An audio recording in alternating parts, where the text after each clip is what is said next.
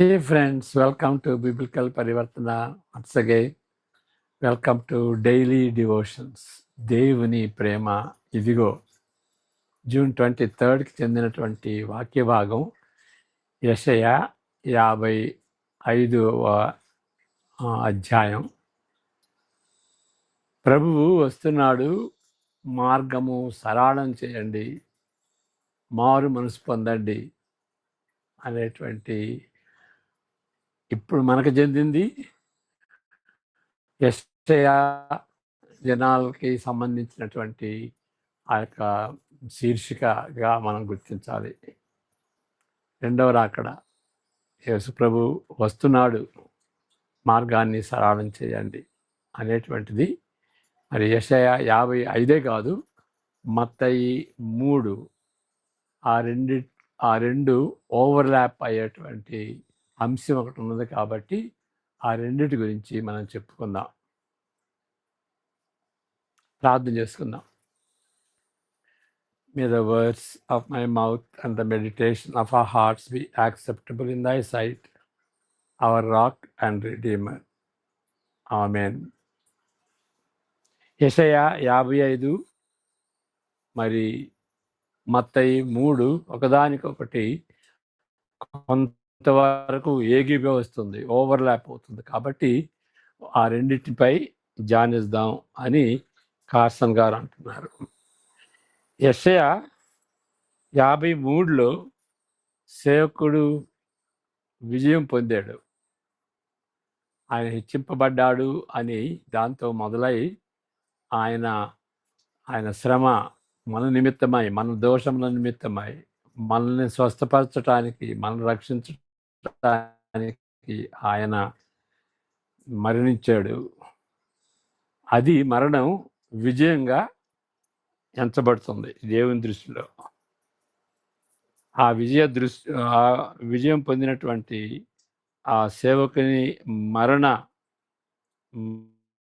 మరణ విజయ దృష్టిలో అదే కాదు, అది 53, ఇది 54లోని సమాధానం గురించి, సమాధానం వాగ్దానం చేస్తున్నటువంటి ఆ నిబంధన గురించి మనం తెలుసుకున్నాం. ఆ వెలుగులో ఈ 55వ అధ్యాయం అద్భుతమైనటువంటి ఆహ్వానంతో మొదలవుతుంది. దాహం చెందినవారు, ఆకలి ఉన్నవారు గొప్ప విందుకి ఉచితంగా రావచ్చు అని ఆహ్వానించబడుతున్నారు. మొదటి 3 వచనాలు చదువుకుందాం. యెషయా 55 మొదటి 3 వచనాలు. దప్పికొని వారలారా నీళ్ల యొద్దకు రండి, రోకలు లేని వారలారా మీరు వచ్చి కొని భోజనం చేయుడి. అంటే రోకలు లేకుండా ఉంటున్నారు, ఇక్కడ కొంటున్నారు అంటారు. అదొక స్టైల్ అన్నమాట. అది విలువైందే, అయితే మీరు ఉచితంగా తీసుకోవచ్చు అని. రోకలు లేకపోయినను ఏమీ ఇయ్యకయే ద్రాక్షారసమును పాలను కొనుడి. ఆహారం కాని దాని కొరకు మీరేలా రోకలిచ్చదరు? సంతుష్టి కలుగజేయు దాని కొరకు మీ కష్టార్జితమును ఎందుకు వ్యయపరచదరు? నా మాట జాగ్రత్తగా ఆలకించి మంచి పదార్థము భుజించుడి. మీ ప్రాణము సారమైన దాని యందు సుఖింపనీయుడి. చెవియొగ్గి నా యొద్దకు రండి, మీరు వినిన యెడల మీరు బ్రతుకుదురు. నేను మీతో చేసిన నిబంధనను, దావీదునకు చూపిన శాశ్వతను మీకు చూపుదును. ఇక్కడ మనం గ్రహించాల్సింది ఏంటంటే 3a వరకు ఇచ్చట నిబంధన అంశం కొనసాగుతుంది. అయితే దావీదు చేసినటువంటి నిబంధన, దావీదుతో దేవుడు చేసినటువంటి నిబంధన, ఆయన యొక్క వంశము నిరంతరంగా ఉండేటి వంశము, రాజవంశము, రాజుగా ఉంటాడు ఆ కుటుంబంలో అని మరి 2వ సమూయేలు 7వ అధ్యాయంలో మనం చూస్తున్నాం. Davidic covenant. అంతకుముందు సమాధాన నిబంధన చూసాం. దానిలో మూడు నిబంధనలు నెరవేరినట్లుగా చూసాం. అబ్రహాం నిబంధన, సీనాయి నిబంధన, నోవహు నిబంధన. ఇప్పుడు ఈ అధ్యాయంలో దావీదు నిబంధన కూడా నెరవేరినట్లుగా మనం చూస్తాం. నిబంధన అంశము ఇక్కడ కొనసాగుతూనే ఉంది. తన ప్రజలతో ప్రభువు నిర్వర్తిస్తున్న ఈ ఆశీర్వాదాలన్నీ నిత్య నిబంధనతో ముడిపడి ఉన్నవి. నిత్య నిబంధన, అక్కడ సమాధాన నిబంధన అంటున్నాం, ఇక్కడ నిత్య నిబంధన అంటున్నాం. ఇప్పుడు దావీదుకు చేయబడిన వాగ్దానము నెరవేరుతున్నట్లు కనిపిస్తున్నది. మరి 22వ జూన్ 22వ జానాన్ని కూడా చూస్తే అక్కడ నేను చెప్పినటువంటి రీతిగా ఆ 3 నిబంధనలు ఏ విధంగా సమాధాన నిబంధనతో నెరవేరినాయో మనం చూసాం. అదే మనం క్రొత్త నిబంధన అని అంటాం. దేవుడు దావీదును జనములకు సాక్షిగా అతనిని నియమించి ఉన్నాడు. ఆయన చుట్టూ ఉన్న దేశములను జయించి తన పరిపాలనలోనికి చేర్చుకున్నాడు. ఈ విధంగా వాటిని, ఆ దేశాలని దేవుని రాజ్యంలోనికి తెచ్చి ఉన్నాడు దావీదు. అదేవిధంగా వారి దేశమునకు ఇశ్రాయేలులను తిరిగి తెచ్చుట ద్వారా జరిగినది. తిరిగి వాళ్ళు బైబిలోన్ నుండి తిరిగి వస్తారు. అది కదా ఆ యెషయా యొక్క సందర్భం ఏంటంటే, ఆయన కూడా ఫ్యూచర్లోనే, కానీ దాని గురించి చెబుతున్నాడు. చెరలో నుండి, బైబిలోని చెర నుండి ఇశ్రాయేలు తిరిగి వస్తారు అనేటువంటిది వాళ్ళని ఎంకరేజ్ చేస్తూ అక్కడ చెబుతున్నట్టుగా మనం గ్రహించాం. తిరిగి తెచ్చుట ద్వారా జరిగినది. నీ వెరుగని జనులను నీవు పిలిచెదవు, నీ నెరుగని జనులు యెహోవా నిన్ను మహిమపరచగా చూచి నీ దేవుడైన యెహోవాను బట్టి, ఇశ్రాయేలు పరిశుద్ధ దేవుని బట్టి నీ యొద్దకు పరుగెత్తి వచ్చెదరు. 4-5 వచనాలు చదువుకుందాం. పరుగెత్తి వచ్చెదరు. చెవియొగ్గి నా యొద్దకు రండి, మీరు వినిన ఎడల మీరు బ్రతుకుదురు. నేను మీతో నిత్య నిబంధన చేసేదను, దావీదునకు చూపిన శాశ్వతతను మీకు చూపుదును. ఇదిగో జనములకు సాక్షిగా అతని నియమించితిని, దావీదుని నియమించితిని. జనములకు రాజుగాను అధిపతిగాను అతన్ని నియమించితిని. 5వ వచనం. నీ వెరుగని జనులను నీవు పిలిచెదవు, నిన్నెరుగని జనులు యెహోవా నిన్ను మహిమపరచగా చూచి నీ దేవుడైన యెహోవాను బట్టి, ఇశ్రాయేలు పరిశుద్ధ దేవుని బట్టి నీ యొద్దకు పరుగెత్తి వచ్చెదరు. నీ యొద్దకు పరుగెత్తి వచ్చెదరు. ఇశ్రాయేలీల సైనిక బలమును బట్టి ఈ జనములని పిలవబడలేదు, కానీ వారి మధ్య దేవుడు చేసిన కార్యమును బట్టి అన్యులు రావటం జరిగింది. అంతేకాదు, తన కార్యము ఈ నిబంధన ద్వారా నిర్ధారించబడింది. వాళ్ళు రావటం, ఆ కార్యం ఆ నిబంధన ద్వారా నిర్ధారించబడింది. నోవహు నిబంధనకు గుర్తు ఇంద్రధనస్సు, అబ్రహాము నిబంధనకు గుర్తు సున్నతి, సీనాయి నిబంధనకు గుర్తు రక్తం చిలకరించటం. నిత్య నిబంధనకు ఏంటి గుర్తు? చిరకాలంగా ఉండేటువంటి గుర్తు ఏంటి? పరివర్తన, చేంజ్. ఎక్కడ, ఎవరిలో చేంజ్? ప్రజల్లో చేంజ్. అంతేకాదు, విశ్వం అంతటికి చేంజ్. సృష్టి అంతటిలో కూడాను చేంజ్ వస్తుంది. మరి 12-13 వచనాలు చదువుకున్నాం. 55-12-13 వచనాలు. మీరు సంతోషముగా బయలు వెళ్ళుదురు, సమాధానం పొంది తోడుకొని పోబడుదురు. మీ ఎదుట పర్వతములను మెట్టలను సంగీతనాదము చేయను. అంటే అవి సంగీతనాదం చేస్తాయని కదా, ఆ విధంగా మనం సంతోషిస్తే పర్వతాలు కూడాను సంతోషిస్తాయి అని. అంతేకాదు మరి మనల్ని ఆదాము అవ్వలను బట్టి సృష్టి అంతా శపించబడింది కాబట్టి ఆదాము అవ్వల యొక్క విమోచనను బట్టి మరి సృష్టి అంతా కూడాను పర్వతాలు, మెట్టలు, పొలంలో చెట్టులు అన్నిటి కూడాను వాటికి కూడా విమోచన వస్తుంది.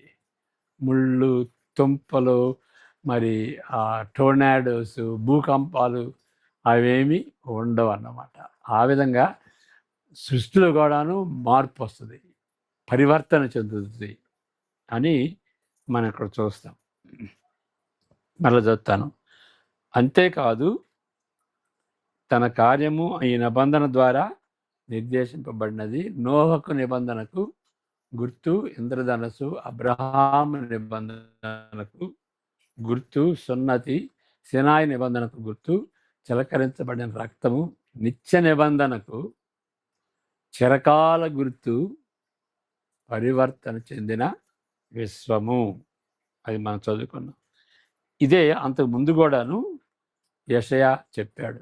2వ అధ్యాయంలో చూస్తాం. 2 నుండి 5 వరకు, తర్వాత 11 నుండి 11వ అధ్యాయం మొదటి 6 వచనాలు. 2వ అధ్యాయం యెషయా 2. అంచెదినములలో అంచెదినాలు అని అంటే మొదటి రాకడ నుండి 2వ రాకడ వరకు. దీన్ని ఇప్పుడు మనం ఏం తెలుసుకుంటామంటే ఇప్పుడు మనం ఇక్కడ మధ్యలో ఉంటున్నాం కాబట్టి, ఈ మధ్య కాలంలో ఉంటున్నాం కాబట్టి ఆల్రెడీ నాట్ యట్ అనేటువంటి ఆ 2 సందర్భాల్లో మనం జీవిస్తున్నాం అన్నమాట. కాబట్టి అంచె దినాలు అంటే ఆ మధ్యకాలం అని మనం గ్రహించాలి. చదువుకుందాం. 2:2 అంచె దినములలో పర్వతముల పైన యెహోవా మందిర పర్వత శిఖరమున స్థిరపరచబడి కొండల కంటే ఎత్తుగా ఎత్తబడును. ప్రవాహము వచ్చినట్లు సమస్త అన్యజనులు దానిలోనికి వచ్చెదరు. ఆ కాలమున సియోనులో నుండి ధర్మశాస్త్రము, యెరూషలేములో నుండి యెహోవా వాక్కు బయలువెళ్ళను. జనములు గుంపులుగా వచ్చి యాకోబు దేవుని మందిరమునకు, యెహోవా పర్వతమునకు మనము వెళ్ళుదము రండి, ఆయన తన మార్గముల విషయమై మనకు బోధించును, మనము ఆయన త్రోవలలో నడుతము అని చెప్పుకొందురు. 5 వరకు. నెక్స్ట్ వచనం కూడా.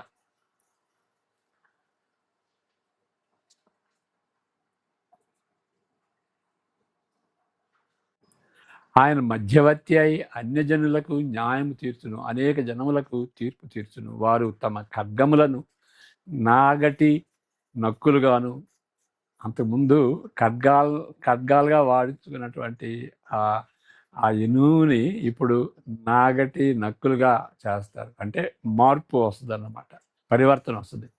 తమ ఈటలను మచ్చు కత్తులుగాను సాగగొట్టుదురు. జనము ఖడ్గమెత్తకయుండును, యుద్ధము చేయ నేర్చుకొనుట ఇక మానివేయును. యాకోబు వంశస్థులారా రండి, మనము యెహోవా వెలుగులో నడుచుకుందాము అని ఈ రాబోయేటువంటి కాలంలో ఏ విధంగా మార్పులు జరుగుతుందో దాని గురించి చెబుతున్నాడు. ఆ నిత్యానంద పొందడం గుర్తు ఏంటంటే మార్పు చెందినటువంటి విశ్వం. మరి 11వ అధ్యాయంలో కూడా మనం చూద్దాం. యెషయా గ్రంథం 11వ అధ్యాయం. యెషయా ముద్దు నుండి చిగురు పుట్టును, వాని వేరుల నుండి అంకురము ఎదిగి ఫలించును. యెహోవా ఆత్మ జ్ఞాన వివేకములకు ఆధారమగు ఆత్మ, ఆలోచన బలములకు ఆధారమగు ఆత్మ, తెలివిని యెహోవా ఎడల భయభక్తులను పుట్టించు ఆత్మ అతని మీద నిలుచును. యేసుక్రీస్తుతో అది ఆ అంచె దినాలు ప్రారంభం అవుతాయి. అని మనం గ్రహించాలి. యెహోవా భయము అతనికి ఇంపైన సువాసనగా ఉండును. కంటి చూపును బట్టి అతడు తీర్పు తీర్చడు. తాను వినుదానిని బట్టి విమర్శ చేయడు. నీతిని బట్టి బేదలకు తీర్పు తీర్చును. నీతిని బట్టి బేదలకు తీర్పు తీర్చును. భూనివాసులలో దీనులైన వారికి యథార్థముగా విమర్శ చేయను. తన వాగ్దండము చేత లోకమును కొట్టును. తన పెదవుల ఊపిరి చేత దుష్టులను చంపును. 6 వరకు. అతని నడుమునకు నీతియు అతని తొంట్లకు సత్యమును నడికట్టుగా ఉండును. మరి ఆ సేవకుడు ఆ విధంగా ఉంటాడు కాబట్టి ఆయన అనుసరించేటువంటి వాడు కూడాను ఆ విధంగా ప్రవర్తిస్తాడు. తోడేలు పిల్ల యొద్ద వాసము చేయను. తోడేలు గొర్రె పిల్ల యొద్ద వాసము చేయను. చిరుతుపులి మేక పిల్ల యొద్ద కొనును. దూడయు కొదమ సింహమును పెంచబడిన కోడెయు కూడుకొనగా బాలుడు వాటిని తోలును. ఈ విధంగా సృష్టిలో పరివర్తన వస్తుంది. 6 వరకు చాలు. రెండో విషయం మనం గమనించాల్సింది ఏంటి అని అంటే, ప్రభు మార్గము సిద్ధపరచండి. ఇప్పుడు మనం మత్తయి సువార్త 3వ అధ్యాయంలోకి వస్తున్నాం. 3:3ని కోట్ చేస్తే ఏముంటుందంటే, బాప్తిసం యోహాను యేసుక్రీస్తు బాప్తిసం గురించినటువంటి ఆ సందర్భంలో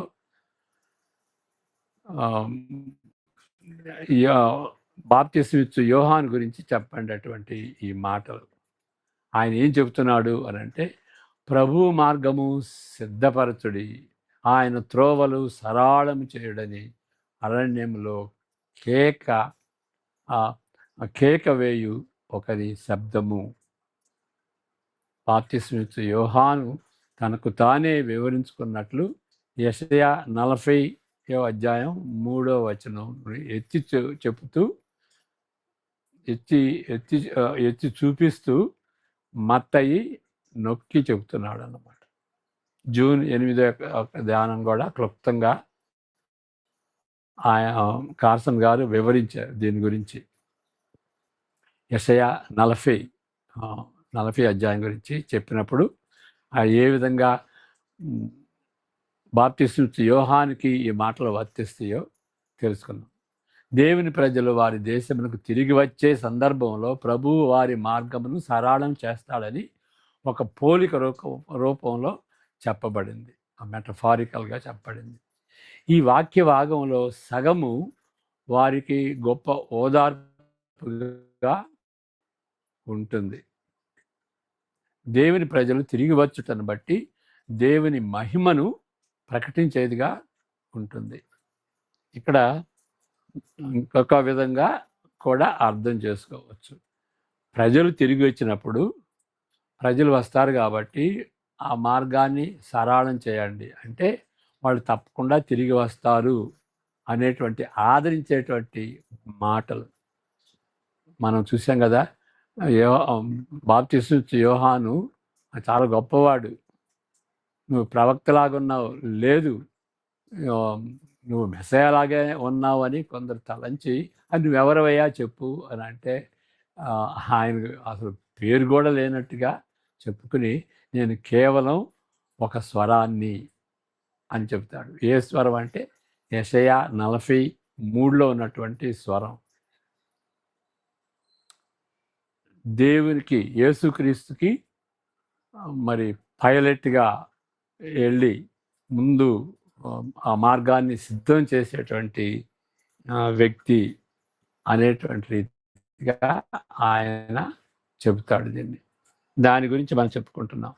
ప్రజలు రావటమా మరలా దేవుడే రావటమా అనేటువంటి అంతకుముందు జూన్ 8లో ప్రజలు రావటం అని చెప్పాడు. ఇక్కడ వేరే విధంగా కూడా అర్థం చేసుకోవచ్చు అని చెప్తున్నాడు. ఈ వాక్యమును వేరుగా అర్థం చేసుకొనవచ్చును. ఆ అర్థం ప్రకారం అరణ్యమును దాటి వచ్చున్నది ప్రజలు కాదు, సార్వభౌముడైన ప్రభువుకు యెహోవాయే తానే శక్తి సంపన్నుడై వచ్చును అని 40:10లో ఉన్నట్లుగా దేవుడే వస్తాడు, ప్రభువే వస్తాడు. కాబట్టి మరి ఒక విధంగా రారాజు వచ్చినప్పుడు, చక్రవర్తి వచ్చినప్పుడు ఆయన త్రోవ సేవకులు త్రోవను సరళం చేస్తున్నట్లుగా ఉంటున్నది. మన దేశంలో కూడాను ఎవరన్నా మినిస్టర్ వస్తే ఒక లొకాలిటీకి అక్కడ ఉన్నటువంటి రోడ్డుల్ని మరమ్మతు చేసి కొంచెం డెకరేట్ చేస్తారు కదా, కనీసం ఆ తెల్ల సున్నమన్నా పెడతారన్నమాట. అంటే ఒక రెస్పెక్టబుల్ పర్సన్ వస్తున్నాడు కాబట్టి ఆయనకి వెల్కమింగ్గా ఉంటుంది. అక్కడ ఉన్నటువంటి ఆ రోడ్లు కూడా సరళం చేస్తే ఆయన సంతోషంగా రావటానికి వీలవుతుంది. మరి ట్రాఫిక్ అంతా ఆపేసేస్తారు కదా, అలాంటిదన్నమాట. ఇప్పుడు ఆ సేవకులు ఎవరైతే సిద్ధం చేస్తారో ఆ సేవకుల పాత్రను బాప్తిస్మిచ్చు యోహాను పోషిస్తుంటున్నాడు.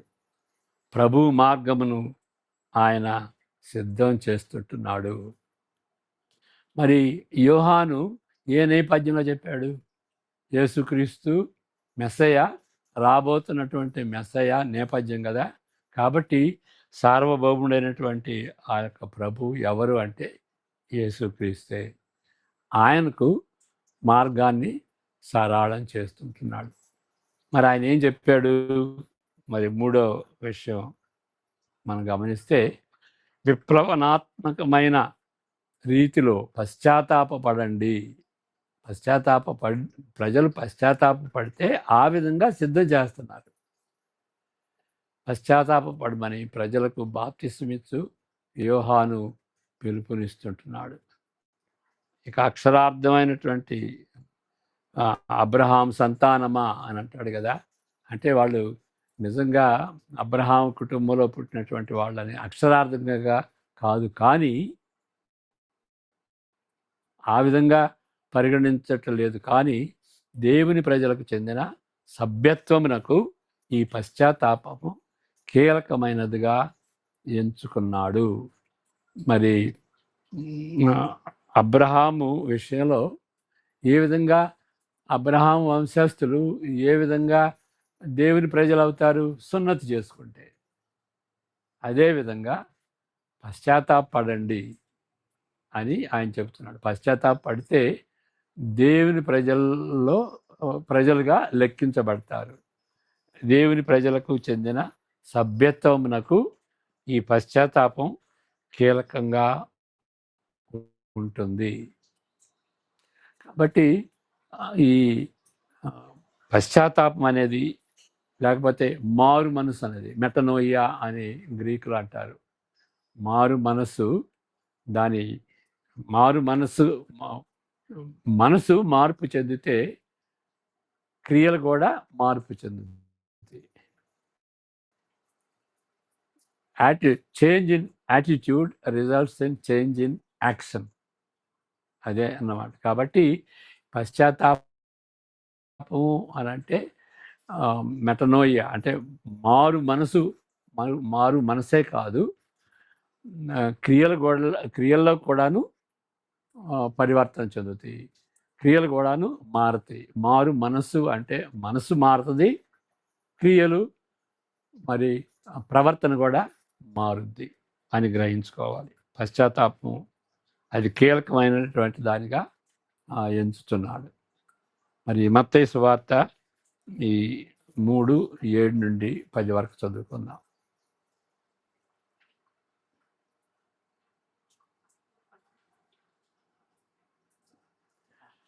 అతడు పరిసయ్యులతోనూ సద్దుకయ్యులతోనూ అనేకులు బాప్తిస్మం పొందవచ్చుడు చూచి, సర్పసంతానమా, రాబో ఉగ్రతను తప్పించుకొనుటకు మీకు బుద్ధి చెప్పిన వాడెవడు? మారు మనసుకు తగిన ఫలము ఫలించుడి. మారు మనసుకు తగిన ఫలము ఫలించుడి.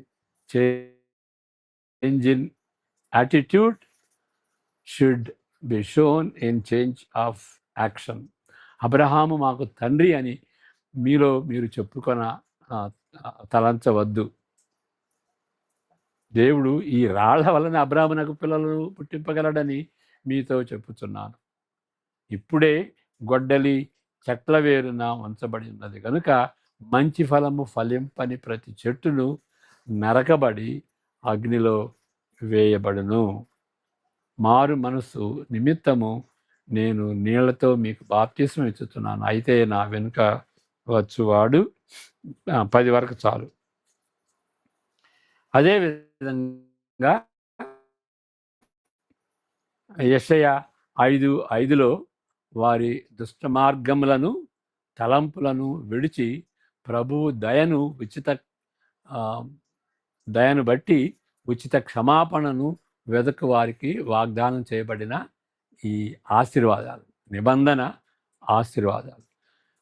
దేవుని యొక్క ఆశీర్వాదాలు ఏదో అనాలోచితంగా వచ్చినవి కాదు. నిబంధన చేసుకుంటాడు దేవుడు. ఆ నిబంధనకు అర్హులు ఎవరు అని అంటే మరి ఆ దుర్మార్గాల్ని దుష్ట మార్గాల్ని వదిలిపెట్టి ప్రభువు క్షమాపణను పొందినటువంటి వారు. ఇక్కడ మనం చదువుకుందాం. ఈ చివరిలో 6-7 వచనాలు కూడా మనం చదువుకుందాం. 55, 6-7 వచనాలు. యెహోవా మీకు దొరుకు కాలమునందు ఆయనను వెతుకుడి, ఆయన సమీపంలో ఉండగా ఆయనను వేడుకొనుడి. 7 భక్తిహీనులు తమ మార్గము విడువవలెను, దుష్టులు తమ తలంపులను మానవలెను. వారు యెహోవా వైపు తిరిగిన ఎడల ఆయన వారి యందు జాలిపడును. వారు మన దేవుని వైపు తిరిగిన ఎడల ఆయన బహుగా క్షమించును. ఇక్కడున్న ప్రశంస అంటాడు కదా, నా ఆలోచనలు మీ ఆలోచనకి పొత్తు ఉండదు, నా ఆలోచనలు అంత అధికమైనవి, ఉన్నతమైనవి అని చెప్తాడు కదా యెషయా 55లో. మరి ఆ దేవుని యొక్క ఆలోచనల్ని ప్రశంసిస్తూ చెప్పబడినటువంటి మాటలు. ఈ ఎందుకు ఏ విధంగా అంటే అవి ఉన్నతమైనటువంటివి అని కాదు, కానీ ఇక్కడ అర్థం ఏంటంటే అవి పరిశుద్ధమైనటువంటివి. దేవుని యొక్క ఆలోచనలు పరిశుద్ధమైనటువంటివి అని మనం అక్కడ ఆ కాంటెక్స్ట్ని బట్టి మనం అది గ్రహించాలి. దివ్యమైన పరిశుద్ధతను బట్టి వ్యక్తపరచబడిన ప్రశంసగా తలంచాలి. ఆయన యొక్క ఆలోచనలు మరి ప్రశస్తమైనవి, దుష్టత్వం లేదు, పరిశుద్ధమైనవి. కాబట్టి మనం కూడా ఆ విధంగా జీవించాలి.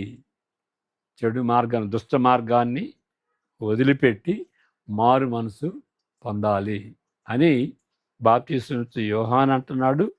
ఇక్కడ కూడాను మార్గాన్ని సరళం చేయండి అని యెషయా 55లో కూడా అంటున్నాడు. అది మన శీర్షిక ఏంటంటే ప్రభువు వస్తున్నాడు, ప్రభువు వస్తున్నాడు. మొదటి రాకడ, రెండవ రాకడ. యోహాను చెప్తుంది ఏంటి అని అంటే మొదటి రాకడ గురించి చెప్తున్నాడు. వస్తున్నాడు కాబట్టి ఆయన సరళం చేస్తున్నాడు, మారు మనసు పొందండి అంటున్నాడు. అదే రీతిగా మనం ప్రభు వస్తున్నాడు అంటే రెండవ రాకడని, దాని కొరకు మనం ఎదురు చూసేటువంటి వారం కదా. కాబట్టి ఆయన యొక్క మార్గాన్ని, ఆయన వచ్చినప్పుడు మన జీవితంలో ఆయన మార్గాన్ని ఏ విధంగా సరళం చేయాలంటే మనం చెడుని వదిలిపెట్టి మారు మనసు పొంది చెడుని వదిలిపెట్టి ఆయన యందు విశ్వసించి ఆయన సంతోషపెట్టేటువంటి రీతిగా జీవించడం. ఆ విధంగా దేవుని యొక్క మార్గాన్ని సరళం చేస్తున్నాం. అంతేగాని ఆయన ఎప్పుడు వస్తాడు అని డేట్స్ క్యాలిక్యులేట్ చేసుకుంటూ ఈ ఇయర్లో వస్తాడా, ఇప్పుడు పరిస్థితులన్నీ ఆ విధంగా ఉన్నాయి అని దాని గురించి చెప్పుకోవటంలో తప్పేం లేదు. కానీ దానికంటే ఏంటంటే ఎప్పుడు వస్తాడో తెలియదు మనకి. ప్రతి తరం వాళ్ళు కూడాను ఆ విధంగా ఆయన వస్తాడు, ఆయన తరంలోనే వస్తాడు అని గమనించుకుని మన జీవితకాలంలో వస్తాడేమో అని తలంచుకుంటూ ఆయన రాకడకు మన జీవితాల్ని సిద్ధం చేసుకోవాలి. 3 విధాలుగా మరి బిల్లీ గ్రామ్ గారు చెప్పినటువంటి రీతిగా 3 విధాలుగా సిద్ధపడవచ్చు. ఒకటేంటంటే మారు మనసు పొందాలి, తిరిగి జన్మించాలి ఒకటి. రెండవది ఏంటంటే మరి మన జీవితాన్ని పరిశుద్ధంగా ఉంచుకోవాలి. ఆయన సంతోషించేటువంటి రీతిగా, ప్రతి విషయంలో ఆయన సంతోషించేటువంటి రీతిగా మన యొక్క జీవితాన్ని మార్చుకుంటూ ఉండాలి. మూడవది ఏంటి అంటే ఎవరికైతే ఆయన గురించి తెలియదో, సువార్త గురించి తెలియదో ఇతరులకు కూడాను ఆ యొక్క సువార్తను చెప్పి, ప్రేమతో వినయంగా చెప్పి, వాళ్ళు కూడా మరి మనకే విధంగా ఎవరో చెప్పిచ్చే మనం మారు మనసు పొందామో, మన పరిధిలో ఉన్నటువంటి వాళ్ళకి మనం చెబితే వాళ్ళు కూడా ఏర్పరచబడినటువంటి వాళ్ళు మారు మనసు పొందుతారు. కానీ మన బాధ్యత ఏంటి చెప్పాలన్నమాట. ఈ 3 విధాలుగా మారు మనసు పొందాలి, ఆయన సంతోషం పెట్టేటువంటి రీతిగా జీవించాలి, మరి మూడవది ఇతరులకు సువార్తను వినయంతో చెప్పాలి. ప్రార్థన చేసుకుందాం. యెహోవా నిన్ను ఆశీర్వదించి కాపాడును గాక. తన సన్నిధి కాంతిని నీపై ప్రకాశింపజేసి నిన్ను కరుణించును గాక. ఆయన తన సన్నిధి కాంతిని నీపై ఉదయింపజేసి నీకు సమాధానము కలుగజేయును గాక. ఆమేన్. God bless you.